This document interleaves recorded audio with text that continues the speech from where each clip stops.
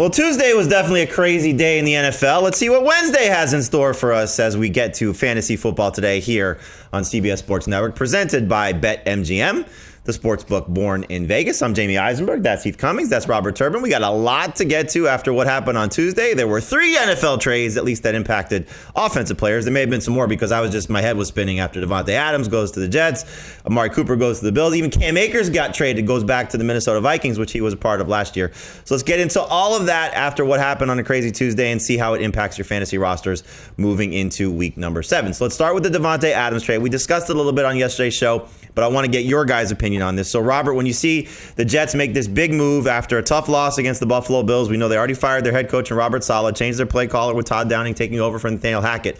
Does Davante Adams coming to the Jets solve their offensive problems? And what does this mean for him, for Aaron Rodgers, for everybody when it comes to fantasy football? Well, it helps the Jets, no doubt about it, because of the relationship that he has with Aaron Rodgers. You're going to see some chemistry there. Now, it's not going to be fireworks immediately, but if you have Davante Adams on your fantasy team, you kept him, you're happy now. Like, now you're excited about having him on your fantasy team because I think he's going to be productive. It may not happen in the first week, but I think after the first week, you'll see the results that you expected from Davante Adams from the beginning.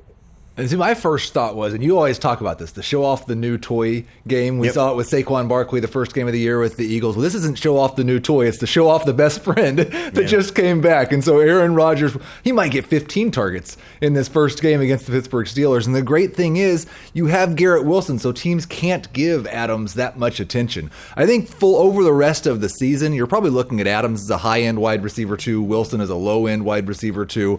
Rodgers, though, goes from QB 20-ish, a guy you only start in a super flex league, to someone that legitimately might be a starter in a one-quarterback league again. Yeah, it's going to be interesting to see how these guys, get back on the same page. It's been a couple of years now. Obviously, Rodgers losing the 2023 campaign with the Achilles tear after being traded from Green Bay, and they didn't play the last season together when Rodgers was in Green Bay because at that point Davante Adams was in Las Vegas. But you're right, there could be the opportunity here to show him off in the first game. It is a tough matchup. The Steelers have been very good against most opposing wide receivers, but hard to overlook the upside of what Davante Adams can become, and hopefully still Garrett Wilson performing at a high level. Clearly, Breece Hall benefits because you don't have to worry about stopping the run now because you know that Aaron Rodgers is going to be throwing to Davante Adams and Garrett Wilson probably 20 times at least at a minimum. All right, we had another big trade here. Oh, let's go back to the Raiders real quick because we didn't spend a lot of time on this.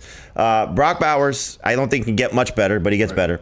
What about Jacoby Myers, Trey Tucker? Any interest in these guys as potential starters? I mean, they're obviously going to be rostered, but would you be starting Jacoby Myers, assuming he's healthy for this Week 7 game against the Rams? So I think that's the key, is when Jacoby Myers is practicing fully and 100% healthy, I think he's going to be a guy you're starting in almost all leagues. Unless you have a 2-wide receiver league where you can't start a flex, then maybe you sit him. But you look at his last 3 games, 10 targets, 9 targets, 10 targets, 28 targets over those 3 games, 14 fantasy points per game. I think he'll be right in that range and probably somewhere between wide receiver 22 and 28 rest of the season. And he was, Robert, the best wide receiver performance against Patrick Surtain so far this season, which speaks volumes because he shut down a lot of people. So do you share the same sentiment that Jacoby Myers is now almost a weekly starter depending on what your team looks like? Yeah, if fully healthy, Jacoby Myers is definitely a flex player, no doubt about it. He's going to be the marquee wide receiver for the Raiders now that Davante Adams is with the Jets. So I agree with Heath in this situation. Let's go to Buffalo now, where they acquire Amari Cooper, a big splash of their own. Looking at this receiving core, they needed some help. Khalil Shakir, not exactly a true number 1 guy. Keon Coleman hasn't gotten ready for that role yet, and Curtis Samuel's been a disappointment. So when you see Amari Cooper go to Buffalo after the move that the other AFC East team made, Robert, does this make Amari Cooper back in the must-start range because he's been struggling in Cleveland? I think it does because he has a competent offensive coordinator. Not that Kevin Stefanski is not, but he's in a competent offense, okay? A team that actually runs a good offense, and he's got one of the best quarterbacks in the league. And so this is another situation where if you had Amari Cooper, which I did in 3 leagues, just throwing him on the bench, all right? Nobody wanted to trade for him anyway. There was nothing I could do, all right? But now he's on a team that's actually good. He's back in the starting lineup, and it'll take a week, all right? But he'll be what we expected him to be at the start of the season. This is the one that I think has the huge wide range of outcomes. If you told me that Amari Cooper 2 or 3 weeks from now was just Stephon Diggs with Josh Allen and he was a must-start. Good Stephon Diggs. Good Stephon Diggs, like a must-start top 12 wide receiver, I could absolutely believe that. He's still outstanding at getting open. 2.7 yards of separation per route. Just been fantastic in that regard. If you told me that this connection didn't work and the Bills just didn't throw enough and he was just kind of a boom or bust number 3 wide receiver, I would believe that as well. I'm really curious. They have the 3rd lowest pass rate so far in the NFL this year, and it's been working. Does that go up? How long does it take Cooper to learn the new offense and to get on the same page with Josh Allen? A bunch of upside here. I just think that there's a much wider range of outcomes with Cooper and Allen than there is with Adams and Rodgers. And it is a tough matchup in the first game together. Tennessee's been very good against opposing wide receivers. Last week, first time they gave up a touchdown to a wide receiver, it was actually 2, with Josh Downs and Michael Pittman finding the end zone. So we'll see how Cooper quickly he gets acclimated to this Bills offense. Heath, with the rest of Buffalo's skill players, the wide receiver position, Dalton Kincaid, how much does this help or hurt those guys?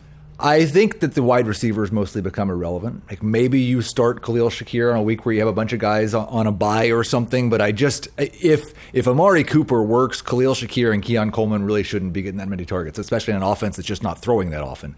It might help Dalton Kincaid. He's really struggled when he has any attention on him at all. Maybe Amari Cooper can kind of take the top off of defenses. There's a little bit of room for Kincaid to work underneath. I think he's still a low-end tight end one.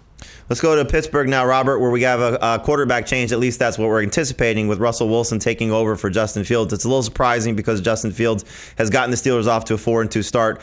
But as Mike Tomlin said, the offense has been good. It just hasn't been great, and he's maybe hoping that Russell Wilson will make this offense great. Do you think that's going to be the case? Is Russell Wilson going to help this offense perform at a higher level and maybe help the receivers there, more specifically for fantasy managers, when we're looking at George Pickens and looking at Pat Freiermuth?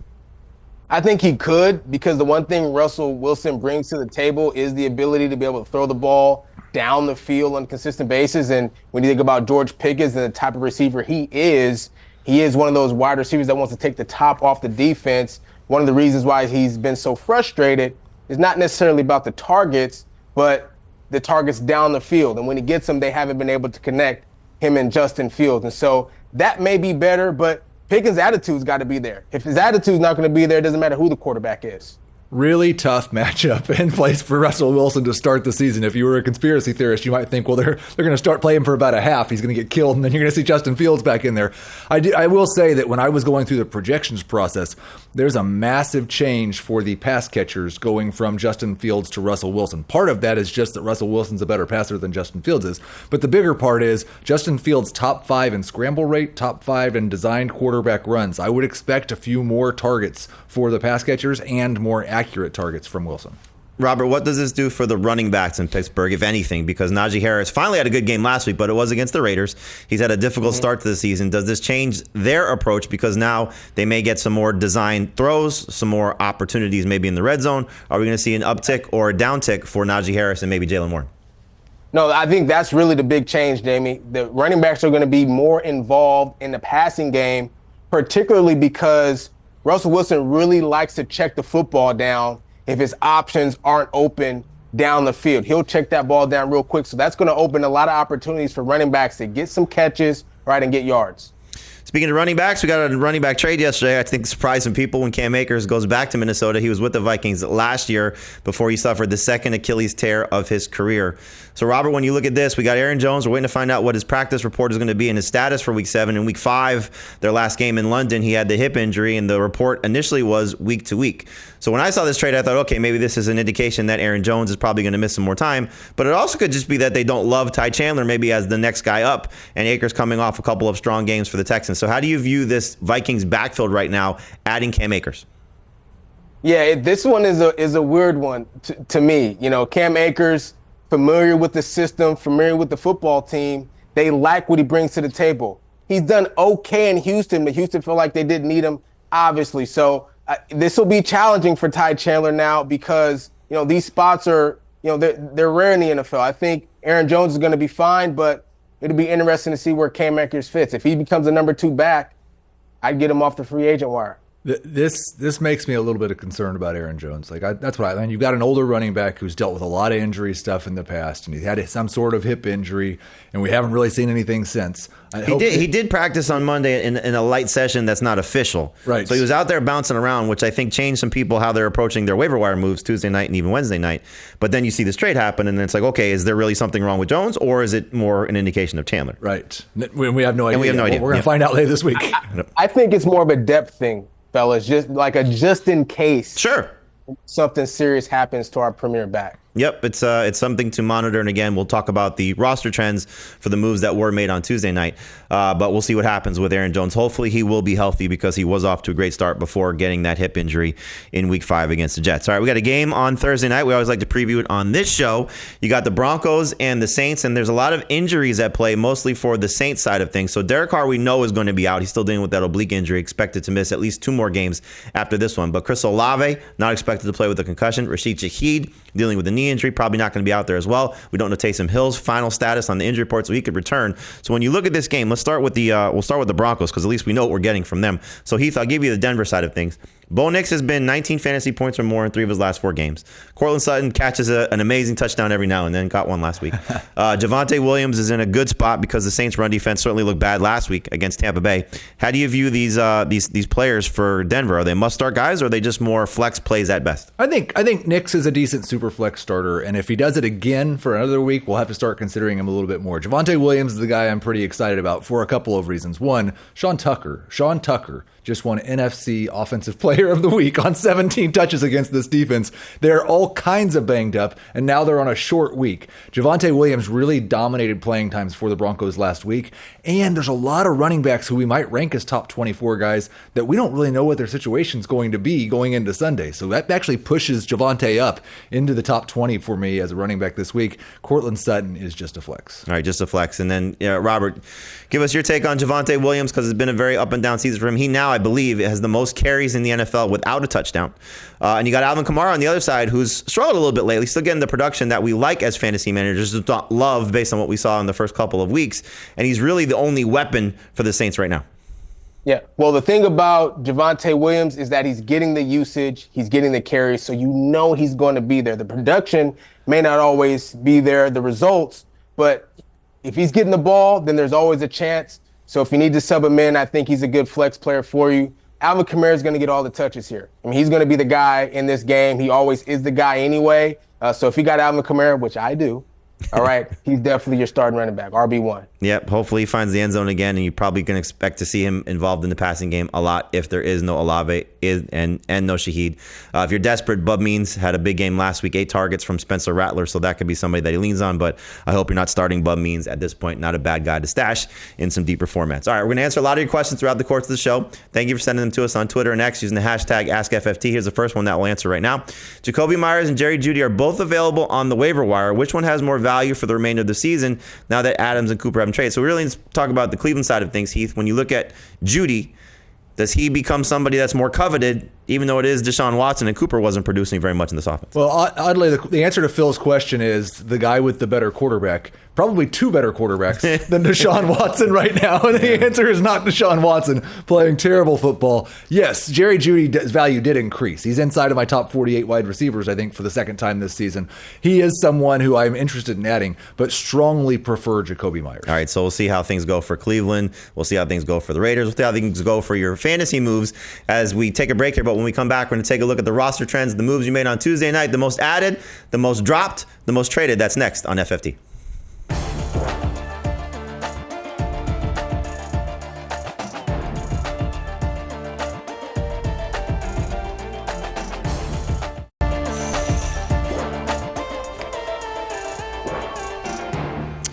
Welcome back to Fantasy Football Today, presented by BetMGM. I'm Jamie, that's Heath, that's Robert. Let's take a look at the roster trends. of the moves you made on CBSSports.com leagues from Tuesday night. Again, a lot of leagues run waivers on Wednesday, so this could be something that's very helpful and informative for you. So let's start with the list of the most added players, and probably going to see some interesting names on this list with a lot of running backs. We're going to talk about some of these running backs coming up in a little bit later in the show, so I'm going to pass on discussing Ray Davis and Isaac Guerendo for now.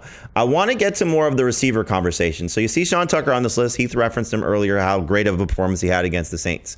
But you got Demario Douglas, you got Christian Watson, and you got Juju Smith-Schuster. And when you look at these three players and the opportunities that they have in front of them, Heath, I'll start with you.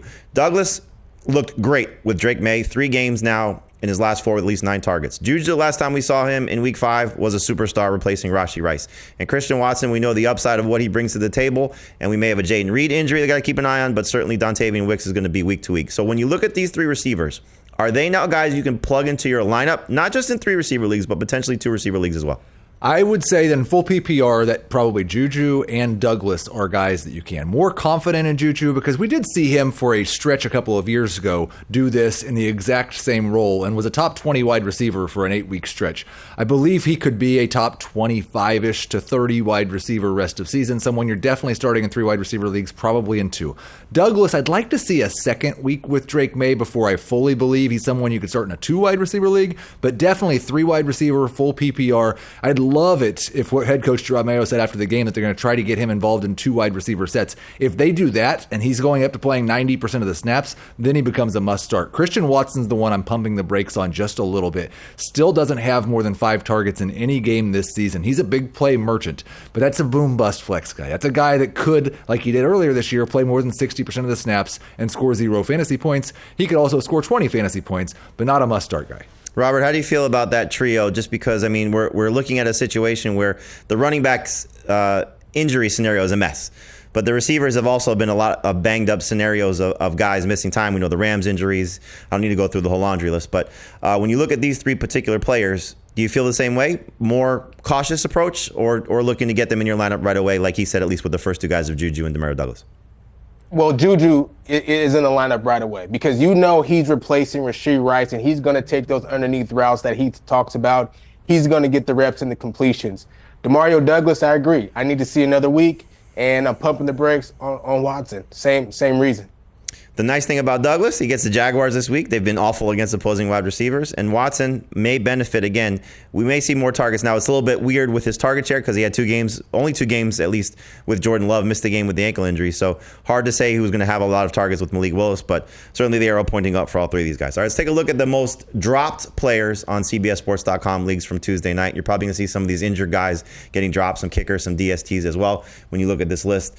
Robert, when we look at Trey Sermon, we don't know exactly what's happening with Jonathan Taylor yet. It's a great matchup against Miami. But could it be Tyler Goodson getting more chances than Trey Sermon? How do you view the Colts backfield if Taylor does not play against the Dolphins this week? No, I think it's Trey Sermon. I think he's RB1 if Jonathan Taylor is not playing and he's your backup on your roster right now. He was very productive in last week's football game.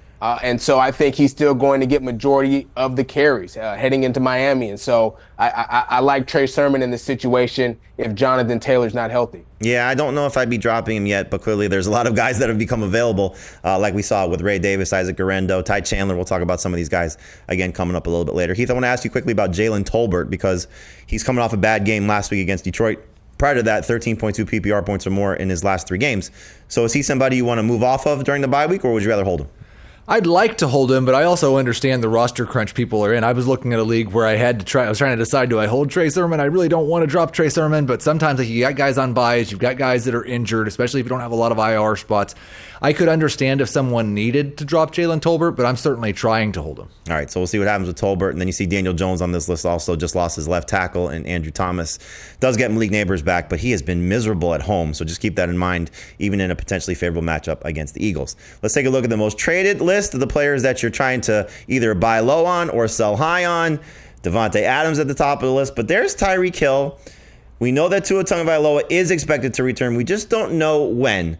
So, Robert, for a team that might need a wide receiver, how much are you willing to give up for Tyreek Hill with the chance of him not doing very well, even in a good matchup against the Colts, with the uncertainty of Tua coming back? As Heath has talked about, a lot of tough end-of-season schedule, but you got to love the idea of what Tyreek Hill could still be when Tua's healthy. I mean, exactly. That's the point. When Tua's healthy, you know Tyreek Hill can be electric. You have to play the game patient in this situation. I know it's tough. You're probably losing matchups left and right. All right, he's not producing, but when Tua comes back, all right, you have the potential to, skyrocket points wise from Tyreek Hill. So there's not a lot I would trade Tyreek Hill for. I'd need another premier wide receiver in return, like a Justin Jefferson or something of that nature. I don't know if anybody's given up Justin Jefferson for Tyreek Hill, but there's certainly that potential of it. And you saw Devontae Adams there, Heath. So rest of the season, knowing that Tyreek may not get to a back for Week 8, could be a little bit longer. Who would you rather have, Devontae Adams or Tyreek Hill? Oh, man. I think this is entirely dependent. And I think, first off, Tyreek Hill should be at the top of this trade list, and probably Christian McCaffrey still should be as well, because it's entirely dependent on your record. If I'm sitting there at 1-5 or 2-4, I can't be patient anymore. Tyreek Hill's points in Week 9 or Week 10 are not going to do me a whole lot of good if I've already been eliminated from the playoffs. In that situation, I'm probably taking Devontae Adams. On the other hand, if I've got a winning record, I'd rather have Tyreek Hill. Yeah, it makes sense. If you're in a good spot, you want to hold on to the player who has long-term appeal. If you need to win now, you're trying to do whatever you can, which is why I think you said earlier this week you're going to make me a trade offer for Christian McCaffrey. I'm still waiting for that potential trade offer, so send it along whenever you're free. All right, we're going to answer a tweet right now, and again, you can see all the roster trends on CBSSports.com. Keep in mind, you're going to make a lot of waiver moves on Wednesday as well. This one comes to us from Devin. Who is the most droppable in PPR out of Javonte Williams, Zach Moss, Bucky Irving, and Tyrone Tracy? So we'll talk about a few of these guys coming up, Robert, but if you had to drop one of these players, who are you dropping? Williams, Moss, Irving, or Tracy? I'm going to go Bucky Irving in this situation here. You drop him? I'm going to drop Bucky Irving, Wow. particularly because of, Sean Tucker had a great game. He's been a little bit inconsistent. Tracy, on the other hand, he's the Giants guy right now that Singleton's out. So it's a tough list, tough choice, but it's going to be Bucky Irving for me. All right, I'd be probably dropping Zach Moss on that list just with Chase Brown's emergence, but if you think that Sean Tucker's the guy like Robert does, maybe it doesn't matter with Rachaad White still looming as well. So we'll see what happens to the Tampa Bay backfield. We're going to talk about some more backfields coming up next on Fantasy Football Today with our running back roundtable. We're going to see about some of these new running backs that emerged, what that means for them, what that means for the injured guys they might be replacing. That's next here on Fantasy Football Today. All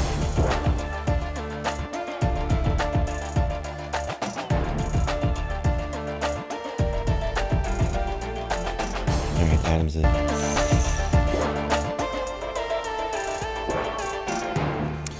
Welcome back to Fantasy Football Today, presented by BetMGM. It's time now for our running back roundtable. This is one of my favorite segments of the week because we get to talk to a former NFL running back and get his thoughts on a lot of different and difficult situations that are happening with some backfields. And this week has been a little crazy for us when it comes to doing rankings and projections because we don't know who's playing. And for the backups that are stepping in, they have some miserable matchups. So we're talking about Ray Davis maybe stepping in for James Cook, who's got the toe injury. We saw what he did against the Jets. Tough matchup against the Titans. You got Ty Chandler or Cam Akers stepping in for Aaron Jones. Tough matchup against the Lions. And you got Isaac Guerendo potentially stepping in for Jordan Mason, who's got a shoulder injury, but is considered day-to-day, and maybe the most difficult matchup against the Kansas City Chiefs. So, Robert, let's make sense of all of this, because assuming that these guys start, Davis for the Bills, Chandler for the Vikings, and Guerendo for the 49ers, who do you like, and how good can they be in these tough situations?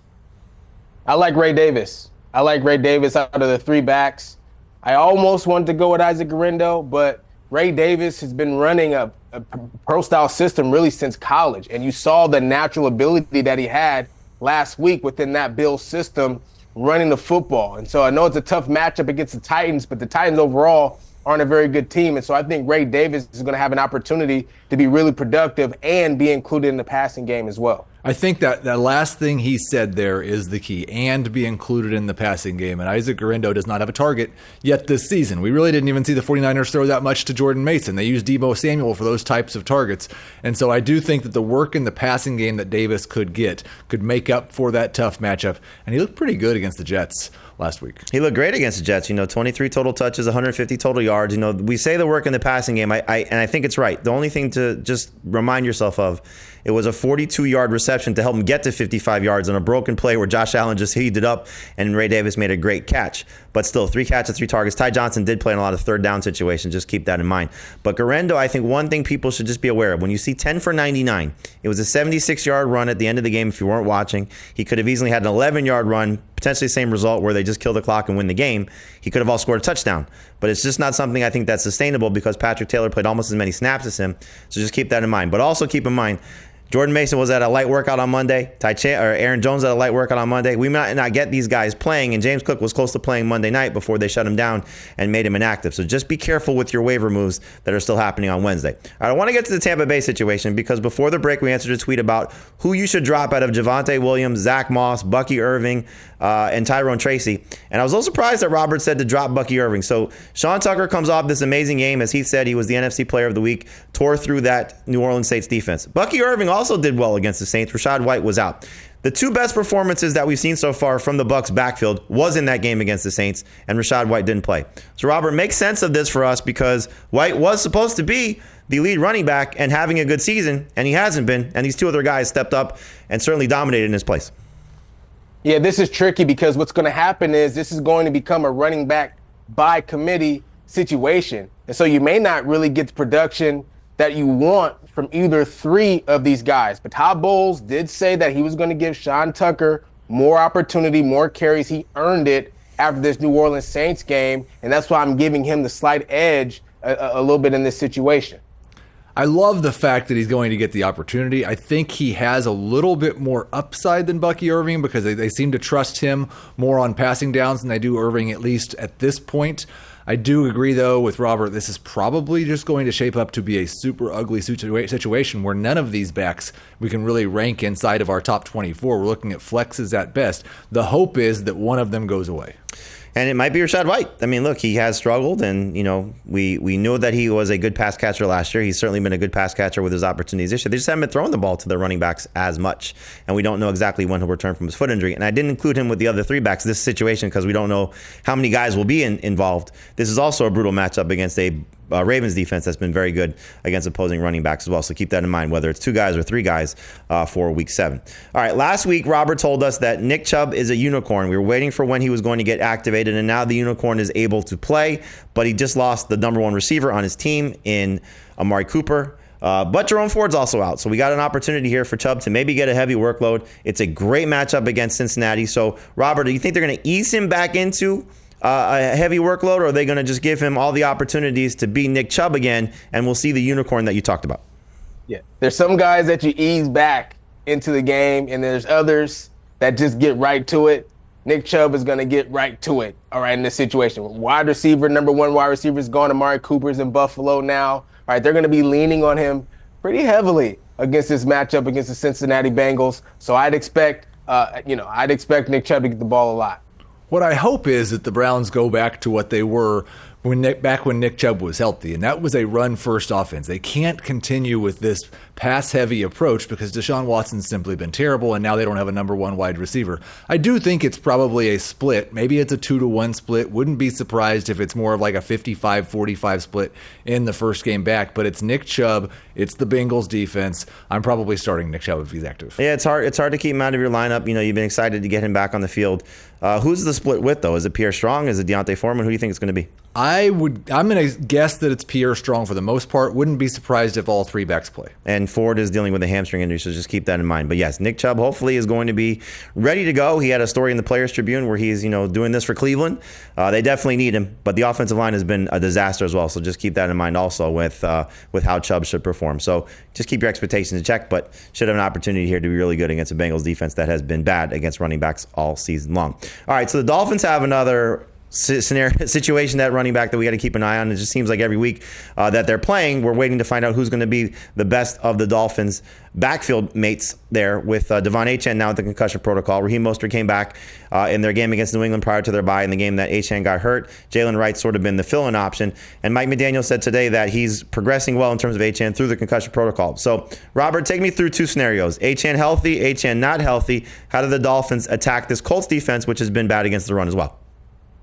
Either way, Achane healthy or not healthy, it's the same from the start for me. Raheem Mostert is the answer. I think he's still going to be the guy that is the most dependable out of the backfield. As far as Miami Dolphins are concerned, he's back. He's healthy right now. He gave you double-digit points the last time he was on the field. And so he's the dependable player that you can lean on in a potential flex situation.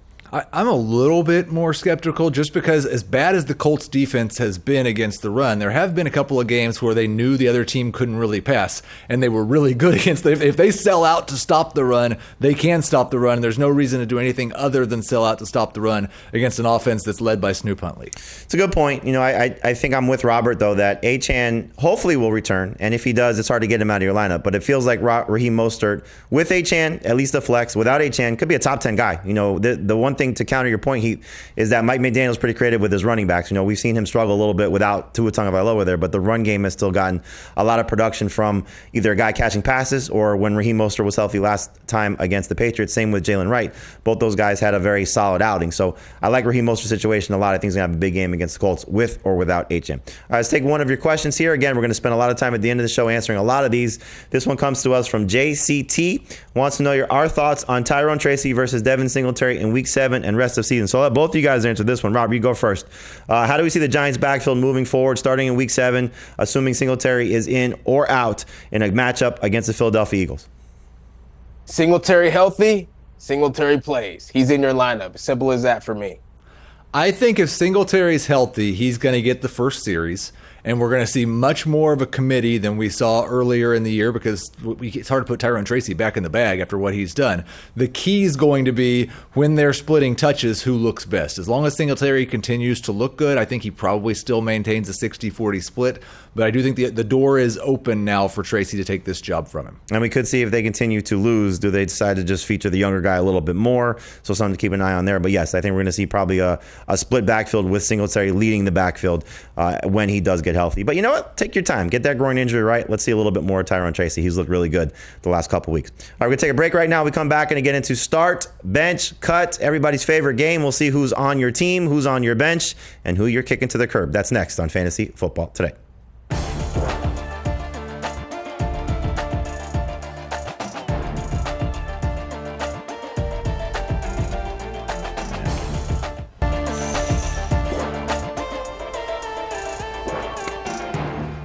Welcome back to Fantasy Football Today, presented by BetMGM. It's time now for start, bench, cut. I give the guys 3 names. They tell me who's going to be on their team in their lineup, who's going to be on their bench, and if they have to make a decision, this is the player that they will be sending to the waiver wire. Obviously, they're probably not going to cut this guy because there are going to be 3 players in a similar range, but we're just having some fun. So let's start with the quarterbacks that we're looking at here first. You got Anthony Richardson, Sam Darnold, and Drake May. Heath, you'll go first. Who you starting? Who you benching? Who you cutting? Richardson, Darnold, May. Well, I don't know how you could sit Sam Darnold with the way that he's played so far this season, especially coming off the bye against a pass funnel defense like the Lions in a game that we expect to go up and down the field. I will start Sam Darnold.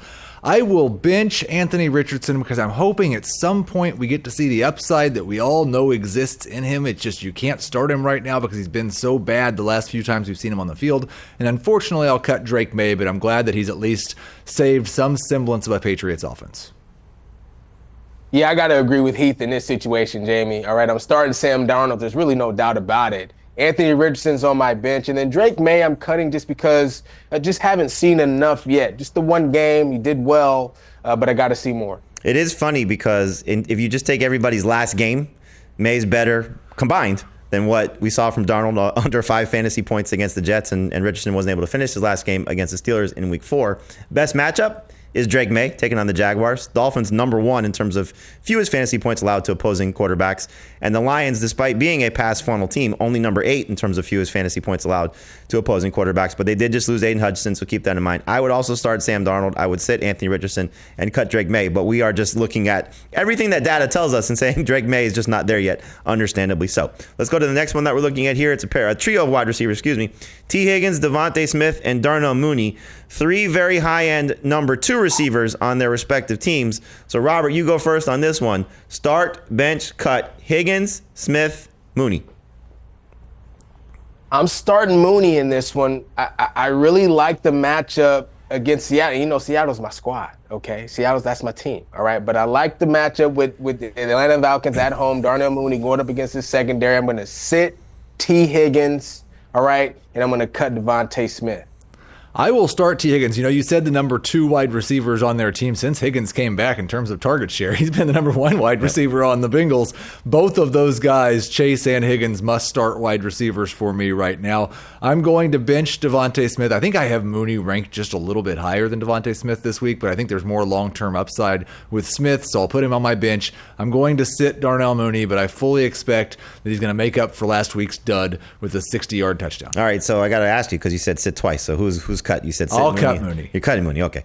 It's tough. Look, these 3 guys have all been very good. The thing that I like about Devontae Smith for this week, it's the setup that we love. Whenever somebody's missing, he tends to perform at his best, and Dallas Goedert dealing with a hamstring injury. Now, you got to anticipate this is the Saquon Barkley game, right? Because he's going to go up against his former team. But I'm still going to start T. Higgins. I'm actually going to sit Devontae Smith, and I'm going to cut Darnell Mooney as well, just because I think when everybody's at their best, those other 2 guys, Higgins and Smith, just a little bit better. Roberts White, their matchup is fantastic for Mooney this week, but again, I think the ceiling moving forward, better for Higgins and better for Smith. Next trio that we're looking at here, more wide receivers. You got Jameson Williams, Tank Dell, and Brandon Ayuk. Williams has been fantastic this season. Dell finally woke up last week, first game without Nico Collins. And Ayuk struggled last week, unfortunately, after having a bigger game in week number 5. So Heath, you go first. Start, bench, cut, Jameson, Tank, and Ayuk. You talked about the data that we were ignoring. I'm just basically ignoring every game but one from Brandon Ayuk so far this season, and I'm going to continue to start him. He is my start, and he doesn't deserve it based on anything he's done this year. I'm still starting him. I will put Jameson Williams on the bench just because I think rest of season he's going to be better than Tank Dell. I would prefer to start Tank Dell this week, but as soon as Nico Collins comes back, Tank Dell goes back to your bench for sure. So start Ayuk, sit Jameson Williams, cut Tank Dell. I'm starting Ayuk as well. And it's a tough choice because he's been absolutely not himself all season long except for one game. But I'm still going to start Ayuk.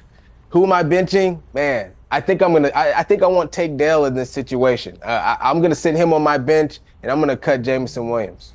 It's a tough call because based on the preseason rankings, it's Brandon Ayuk. Based on pedigree, it's Brandon Ayuk. Based on history, it's Brandon Ayuk. I'm cutting Brandon Ayuk. I'll tell you why. Because he's been bad so far this season. We're seeing a historic performance from Brock Purdy, certainly by comparison to what he did in the beginning part of his career. There's no yak right now. Now, does things change when Christian McCaffrey comes back? Maybe. But when Christian McCaffrey comes back, that's another pretty significant mouth to feed in an offense that is feeding the other 2 guys and not feeding Brandon Ayuk. So I'm going to go just with the idea of what's happening in week 7. And so for week 7, the guy that's got the best situation right now is Tank Dell without Nico Collins there. So I'm going to start him. I'm going to sit Jameson Williams. And unfortunately, Brandon Ayuk will be on the waiver wire where these 2 guys will fight for him because they still love him and want to start him this week. Wow. Last trio that we're talking about is Kyle Pitts, Tucker Kraft, and Sam Laporta, a trio of tight ends that have been up and down so far this season. Pitts, Kraft, Laporta, Robert, who you starting? Who you benching? Who you cutting? It's funny, too, because I just traded Sam Laporta, but I want him as my starter, no doubt about it. Sam Laporta on my bench. I'm still leaning towards Kyle Pitts on the bench, and I'm gonna cut Tucker Kraft. I'm going to start Tucker Kraft. He's been the best of this group so far this season, and missing at least one guy in Dontavian Wicks. So I think Kraft remains a good start. Listen, Sam Laporta scored 12 PPR fantasy points last week. He saw 1 target in the game. That was not the bounce back after the bye that I was hoping for. I am going to put him on the bench because I keep thinking that eventually it's going to come. I will cut Kyle Pitts. I'm going to cut Kyle Pitts as well. I think the best start for this week is Tucker Kraft, for what Heath said. Not only Dontavian Wicks missing, but Jaden Reed, we don't know exactly what's going on there. Left last week's game with an ankle injury. If both those guys are missing, Tucker Kraft's rocket ship emojis to the moon. So we'll see what happens there. But Jordan Love leaning on him. Didn't have the best game last week, but Luke Musgrave is not going to play for the next 3 games. So it should be a great situation for Kraft. I'm with you guys. I think there's still a lot to like about what's happening with Laporta rest of season. I think he's finally fully over that hamstring injury. You saw him have the breakaway touchdown last week against the Cowboys. I hope more targets are coming. This could be a game where they actually struggle to run the ball a little bit because Minnesota's run defense has been good. And this game should be back and forth, as Heath alluded to earlier. So we could see a situation where Laporta's targets do rise a little bit against the Vikings. So he's got to be on the bench. And then Kyle Pitts, just too volatile, up and down. I think he's the one that unfortunately gets cut. but we still should see some good performances from him. We make this tough on these guys, so we want to make sure you have some tough calls. So Kyle Pitts going to stay on most people's lineups. All right, let's answer one question going into the break, and then it's all your questions rest of way. So PPR, what side would you rather have rest of season? Davante Adams or Jonathan Brooks, who, by the way, the practice window is now open. He's on the practice field as we speak right now, so that's a great sign. So, Robert, what do you think about Brooks, and then who would you rather have rest of season? I'm going with Davante. Rest of season, I'm going with Davante Adams. Yeah, and this one's not particularly close. I mean, the outlook looks better for Adams now that he's not on the Raiders anymore, and the outlook looks worse for Brooks because Chuba Hubbard's been absolutely amazing, so it's going to be Adams. Yeah, that's an easy call, but I think in terms of Brooks, this is now the start of what hopefully will be a strong finishing kick for him. You saw what Chuba Hubbard has been. Hopefully that will be Jonathan Brooks rest away. Dave Canales' offense, great last year for Rachaad White, who we talked about, and has been great for Chuba Hubbard. So hopefully they start to give Hubbard a little bit of a break, and they give Brooks a lot more work, and then we see the best rest of season. But please don't make this trade unless you're getting Davante Adams. Do not give up Davante Adams to get Jonathan Brooks. All right, that'll do it for Start Bench Cut. We're going to take a break right now. We come back. It's all your questions rest away here on Fantasy Football Today.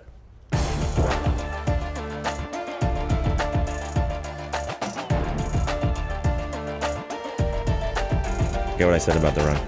They're going to run a...